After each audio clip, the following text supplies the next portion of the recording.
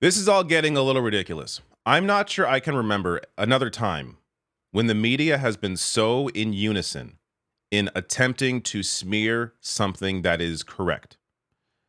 I really have to think back to when Bernie Sanders ran for president in 2016 and 2020 to think of another time where the media was so in unison in trying to denounce someone who was doing the right thing.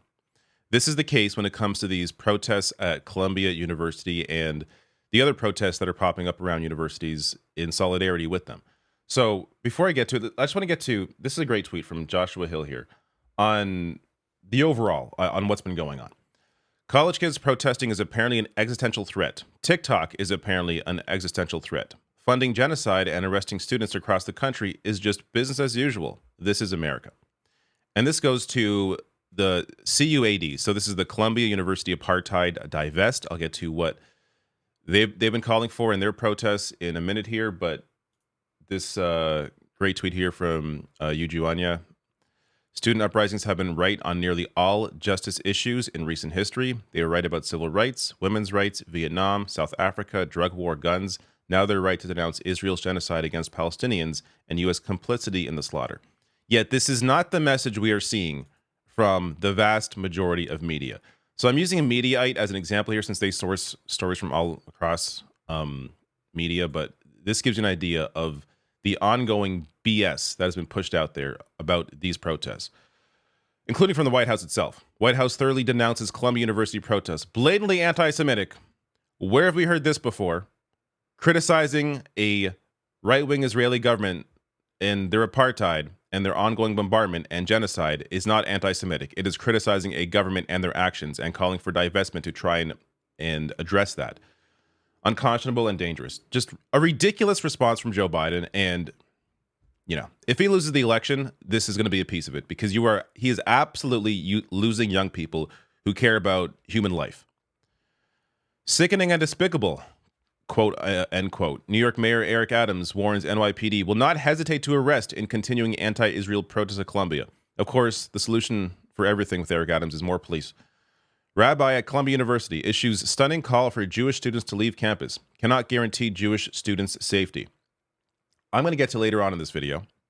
A great piece from Zateo from a Jewish student at Columbia that reverses the script on the absolute garbage you are seeing in media about these protests. Morning Joe crew call out pro-Palestine Columbia protests. Quote, anti-Israel is a misnomer because it's really anti-Jew. So... Are people not allowed to criticize governments? It is I'm also going to get to very likely the connection here as to why, because even Morning Joe has done segments criticizing the Israeli government. But there's been quite a shift made since these protests have began, and I'm going to get to why I think that is. But some more headlines here. Patriots owner Robert Kraft. Oh no. He'll stop donating to Columbia University amid protests. No longer an institution I recognize. They have the same message. Democrat who toured Columbia compares pro-Palestinian protesters to Charlottesville. absolute clownery. Jewish Democrat tells CNN he'd be very concerned about his kids' safety at Columbia University after visiting campus yesterday. This is not normal. Dan Abrams says he is now ashamed and embarrassed to be a Columbia grad. Okay, Grandpa. So this is what the group is about. So Columbia University Apartheid Divest, CUAD. This is a piece from November, but this is what they're about. Columbia University Apartheid Divest is a coalition of student organizations that see Palestine as the vanguard for our collective liberation. We are a continuation of the Vietnam anti-war movement and the movement to divest from apartheid South Africa. We support freedom and justice for the Palestinian people and for all people. We know that true collective safety will arise when everyone has access to clean air, clean water, food, housing, education, healthcare, freedom of movement, and dignity. And this was just, short. This was a month into apartheid Israel's bombing campaign of civilians in Gaza. And so this was what the group was saying at the time. They are calling their main demand here is financial divestment, calling or saying divest all of Colombia's finances, including the endowment, from companies and institutions that profit from Israeli apartheid, genocide, and occupation in Palestine. Ensure accountability by increasing transparency around financial investments. And Rivka Brown goes on to say here, from what I can tell, the sole demand of Columbia University apartheid divest is that the university divest, as it already has begun to do, from 8 companies that uphold Israeli apartheid. 8 companies. Columbia has an endowment of $13.64 billion. We're talking about pennies. Now, what she links to here is a bit outdated in terms of this piece here. So this may include more companies at this point. I'm not sure. But some worth noting here. I mean, Caterpillar, Hyundai, Hewlett-Packard, Boeing, and Lockheed Martin, which this is where we get to the connection to media. I often see segments on NBC, and I'm likely others, sponsored by Boeing. Massive advertiser of many of these media companies, as is Lockheed Martin, as are many of these. When you begin to challenge corporate power, that is when the media turns on you. That's why they turned on Bernie, or I wouldn't say turned on, but that's why they were always against Bernie Sanders. That's why they've been more willing recently to discuss the obvious genocide happening in the occupied territories. But when it comes to these protests, now that they can instead focus on these protests and demonizing the protests, they're able to completely ignore the actual situation going on in Gaza by demonizing these protests and making them seem scary, anti-Semitic, and part of that being because these protests are calling to divest from massive corporations that also support those same media companies. Now, this is the stuff you're not hearing in the press. 28 unions representing tens of thousands of workers signed a solidarity statement demanding the immediate reinstatement of all student and student workers disciplined for pro-Palestine protests and the end to the repression of protests on Columbia's campus. In addition to that, massive faculty walkout at Columbia opposing the university's decision to call an NYPD on Palestine solidarity protests. Weird how this wasn't a bigger story. When you have the faculty walking out in solidarity with the students. This gets to this piece from Zateo. This is Mehdi Hassan's new media outlet. This piece written by a Jewish student at Columbia saying, don't believe what you're being told about campus anti-Semitism. Smears from the press and pro-Israel influencers are a dangerous distraction from real threats to our safety. So I am going to link to the full piece below. It's really worth the read because there's details here that I'm not going to get into because the piece is too long. I'm not going to read the whole thing. But it's worth checking out yourself. But this goes around how the media is clearly not focusing on the correct things. So he goes on to write here, Columbia responded by imposing a miniature police state responding to the protests. And this was like 24 hours later. By the way, the protests were barely even starting, and Columbia had already sent in the police. Just over a day after the encampment was formed, University President Manoush Shafiq asked and authorized the New York Police Department to clear the lawn and load 108 students, including a number of Jewish students, onto Department of Corrections buses to be held at NYPD headquarters. One Jewish student told me that her fellow protesters were restrained in zip tie handcuffs for 8 hours and held in cells where they shared a toilet without privacy. And even the NYPD chief said that students were peaceful, yet they were treated like this. Since then, dozens of undergrads have been locked out of their dorms without notice. Suspended students cannot return to campus and are struggling to access food and medical care. The often off-campus actions of a few unaffiliated individuals simply do not characterize this disciplined student campaign. Speaking to the people that have been caught doing anti-Semitic stuff within these groups, there is information out there that I'm not, there's so much to go over in this story that honestly it's too much.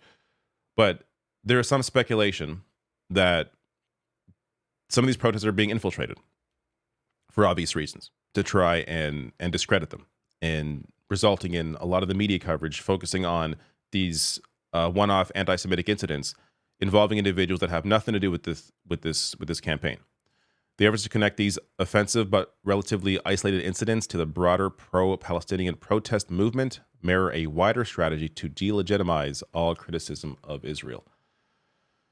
As this national discourse over campus anti-Semitism reached a boiling point over the weekend, the Gaza Solidarity encampment saw CUAD organizers lead joint Muslim and Jewish prayer sessions and honor each other's dead. This is wholesome, human stuff. It doesn't make for sensationalist headlines about Jew-hating Ivy Leaguers. On Monday, I joined hundreds of my fellow student workers for a walkout in solidarity with the encampment. Later that night, a Passover Seder service was held at the encampment. Would an anti-Semitic student movement welcome Jews in this way? I think not. And then this is the piece that, if there's anything from this that you need to read, it's this. Here's what you're not being told. The most pressing threats to our safety as Jewish students do not come from tents on campus. Instead, they come from the Columbia administration, inviting police onto campus, certain faculty members, and third-party organizations that dox undergraduates. Frankly, I regret the fact that writing to confirm the safety of Jewish Ivy League students feels justified in the first place. I have not seen many pundits hand-wringing over the safety of my Palestinian colleagues mourning the deaths of family members or the destruction of Gaza's cherished universities. We should be focusing on the material reality of war. And this is what a lot of the media was doing, to be honest, before these protests were calling on the university to divest from Israel.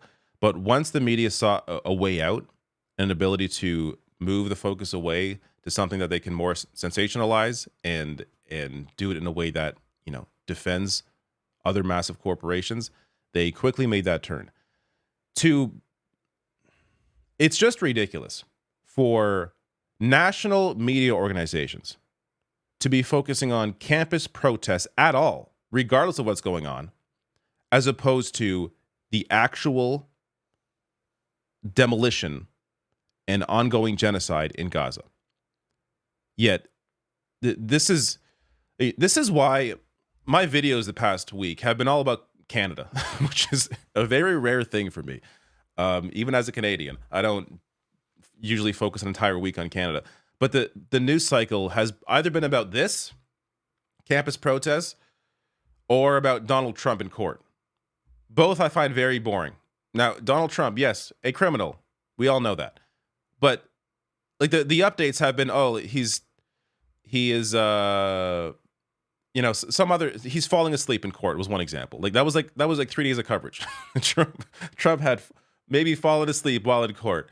It's just the stupid shit that gets cycled over and over again into my feed. And as an individual trying to find stories that I find interesting and want to cover, it's been very hard for me to find anything different or interesting or something where I can, debate. Because it's been either about these protests, which so clearly is a massive smear campaign, or it's been about Trump, which we all know already is a criminal, and there isn't much else to say there. Last thing here from David Austin Walsh, who I believe is a professor, but let me get his title. He's a historian, postdoc Yale.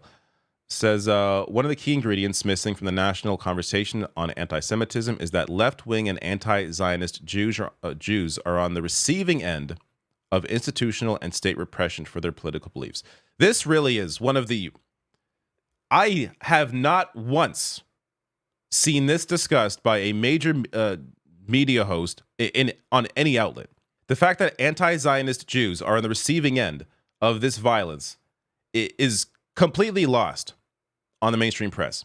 So this is from April 20th. Those cheering on the NYPD and Columbia's crackdown like to invoke the safety of Jewish students and combating anti-Semitism. Strangely, almost no mention is ever made of the many Jewish student protesters and their safety, such as the 20 Jewish students arrested at Brown.